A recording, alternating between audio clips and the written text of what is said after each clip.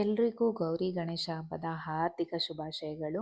Hope ಎಲ್ಲರೂ ಚೆನ್ನಾಗಿದ್ದೀರಾ ಅನ್ಕೊತೀನಿ. ಇವತ್ತು ನಾನು ಬೇಗ ಎದ್ದು ದೇವ್ರಿಗೆ ಪೂಜೆ ಎಲ್ಲ ಮಾಡಿ ರೆಡಿಯಾಗಿ ಮಮ್ಮಿ ಮನೆಗೆ ಹೊರಟಿದ್ದೀನಿ. ಯೂಶುವಲ್ ಆಗಿ ಗೌರಿ ಹಬ್ಬ ಅಂದರೆ ಮಮ್ಮಿ ಮನೆಗೆ ಹೋಗೋದು. ಗಣೇಶ ಕೂರಿಸ್ತಾ ಇದ್ರು ಎವ್ರಿ ಇಯರ್. ಈ ಇಯರ್ ಕೂರಿಸೋ ಆಗಿರಲಿಲ್ಲ. ಸೊ ಅದಕ್ಕೆ ಬರೀ ಊಟಕ್ಕೆ ಮಾತ್ರ ಹೊರಟಿದ್ದೀವಿ. ಬಾಗಿಣ ಸಹ ಕೊಡೋ ಆಗಿರಲಿಲ್ಲ.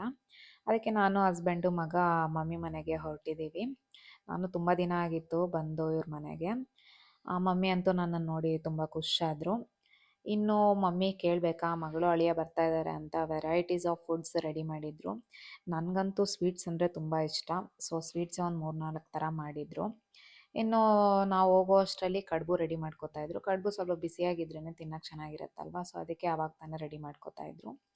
ಇನ್ನು ಫುಡ್ ಕೇಳಬೇಕಾ ಕಡುಬು ಅಂತೆ, ಚಿತ್ರಾನ್ನ ಅಂತೆ, ಒಂದು 3-4 ವೆರೈಟೀಸ್ ಆಫ್ ಪಲ್ಯ, ಸ್ವೀಟ್ಸು, ಎಳ್ಳುಂಡೆ, ಮೋದಕ, ಜಾಮೂನು, ಕೇಸರಿ ಬಾತು, ಹಬ್ಬ ಕೇಳಬೇಕಾ ವೆರೈಟೀಸ್ ಆಫ್ ಫುಡ್ಸ್ ರೆಡಿಯಾಗಿತ್ತು. ಇನ್ನು ಈ ಹಬ್ಬ ಬಂದರೆ ಮನೆ ಜನ ಎಲ್ಲ ಒಟ್ಟು ಕೂತ್ಕೊಂಡು ಊಟ ಮಾಡೋದೇ ಒಂದು ಮಜಾ.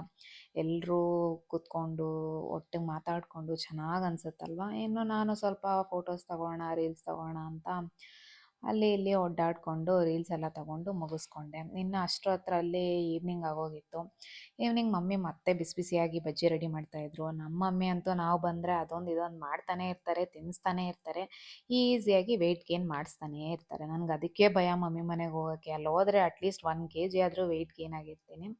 ಇನ್ನು ಒಂದು ಮಿಸ್ಸಿಂಗ್ ಏನಂದರೆ ಅತ್ತಿಗೆ ಮತ್ತು ಅಣ್ಣ ಮಿಸ್ಸಿಂಗು. ಈ ವರ್ಷ ಅವ್ರಿಗೆ ಮೊದಲನೇ ಗೌರಿ ಹಬ್ಬ ಆಗಿರೋದ್ರಿಂದ ಅವರು ಅವ್ರ ಮನೆಗೆ ಹೋಗಿದ್ದಾರೆ. ಸೊ ಅವರೊಬ್ಬರು ಮಿಸ್ಸಿಂಗ್ ಅನಿಸ್ತಾ ಇತ್ತು. ಇನ್ನಿಷ್ಟೆಲ್ಲ ತಿಂದು ಮುಗಿಸೋ ಅಷ್ಟರಲ್ಲಿ ನೈಟು ಆಗೋಯಿತು. ಇನ್ನು ಯಾರಪ್ಪ ಊಟ ಮಾಡ್ತಾರೆ ಅಂತ ಪಾರ್ಸಲ್ ತೊಗೊಂಡು ಮನೆಗೆ ಹೊರಟೆ. ಸೊ ಇಷ್ಟ ಆಗಿತ್ತು ಇವತ್ತಿನ ಬ್ಲಾಗ್. ಎಲ್ಲರೂ ದಿನ ಚೆನ್ನಾಗಿ